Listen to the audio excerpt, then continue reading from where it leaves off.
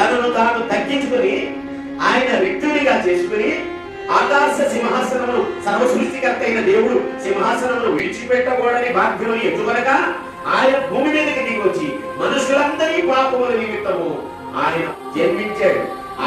ఒక ఆయన అంటాడు, ఏమంటాడండి, దేవుడంటే రిచిగా ఉండాలి అంటాడు.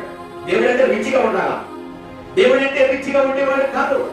ఏ సమస్యలో ఎవరైతే ఉన్నారో ఆ సమస్యలను సరిచేసేవాడే ఉండాలి. ఎవరిని మెచ్చుకుంటాం మనం చెప్పండి? మరి సర్వ సృష్టికర్త అయిన దేవుడు రావాలంటే తనను తాను తగ్గించుకుని ఆయన దగ్గర వచ్చి కూర్చోవాలిగా. బాధలో ఉన్న వారి దగ్గరికి వచ్చి కూర్చోవాలి. పశువుల కొట్టెలో జన్మించాడు. ఆయన మన కొరకు తగ్గించుకుని ఉన్నాడు. ఆయన ధనవంతుడై ఉండి బలహీనుడుగా ధనహీనుడుగా పేదవాడిగా జన్మించాడు.